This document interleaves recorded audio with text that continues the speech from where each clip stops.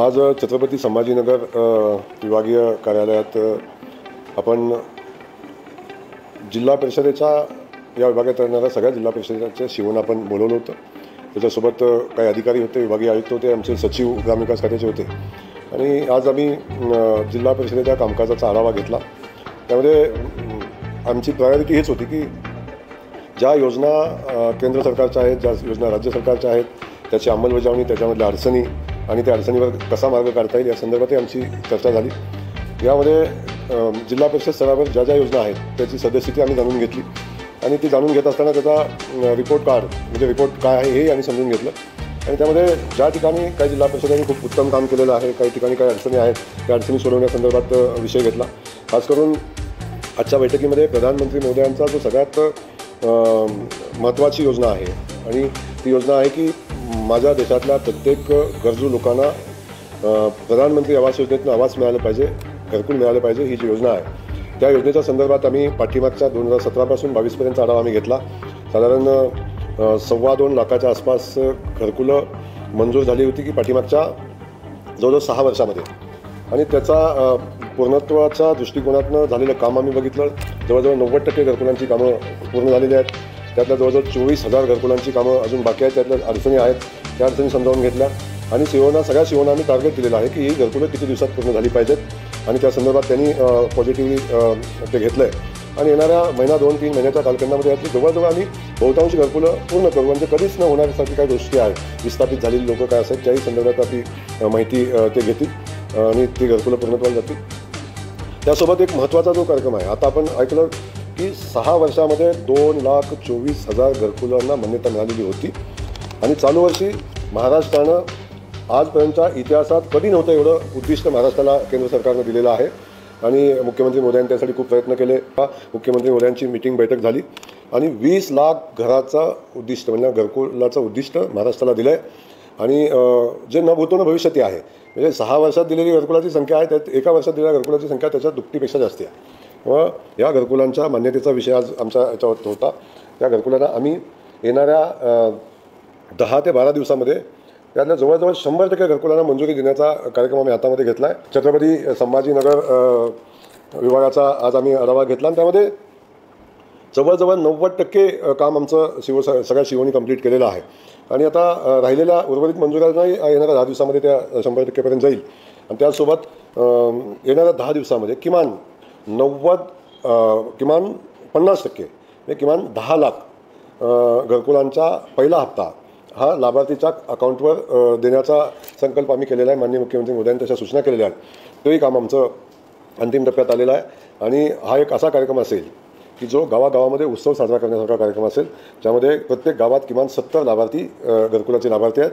तेव्हा कधी न भूतो न भविष्यात अशा पद्धतीचं काम आहे आणि प्रत्येक गावामध्ये आम्ही तो प्रोग्राम उत्सवाच्या स्वरूपात आम्ही राबवण्याचा प्रयत्न करतो आहे। लखपती दिदी बचत गटाचं काम, शेतकरी उत्पादक गटाचं काम, प्रभाग संघाचं काम याचाही आम्ही आढावा घेतला। या संदर्भात खूप चांगलं काम होताना दिसते, पण याच्यामध्ये खूप काम अजून करण्याची आवश्यकता आहे।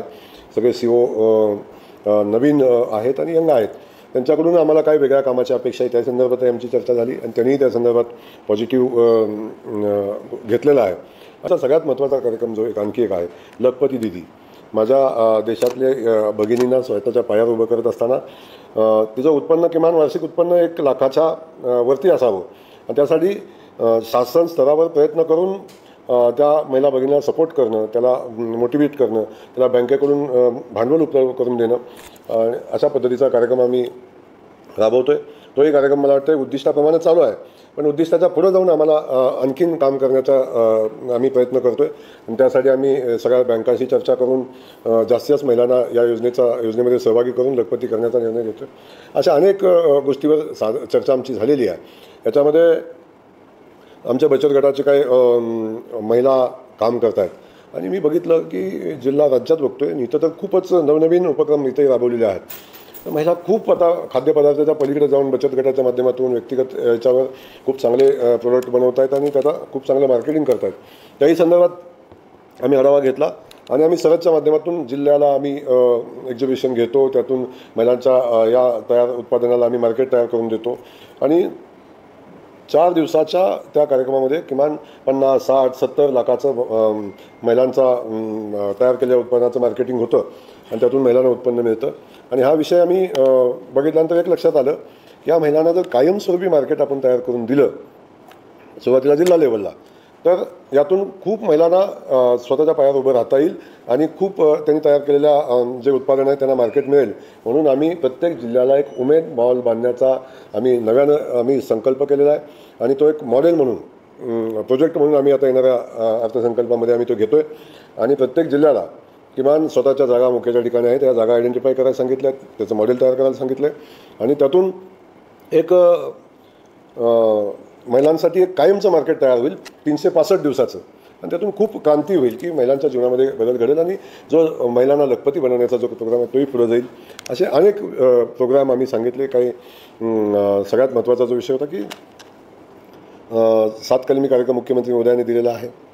त्यामध्ये सगळे ऑफिस डिजिटलाइज झाली पाहिजेत त्याचा विषय तर आहेच. त्याच्यासोबत ऑफिसमध्ये स्वच्छता असेल, सुंदर ऑफिस असली पाहिजे या संदर्भात असेल आणि ऑफिस सुंदर असताना आलेल्या लोकांचा कसं लोकांना सामोरं गेलं पाहिजे, त्यांचे प्रश्न ऐकून घेतले पाहिजेत. त्यासोबत आलेल्या लोकांची बसण्याची व्यवस्था असली पाहिजे, पाण्याची व्यवस्था असली पाहिजे.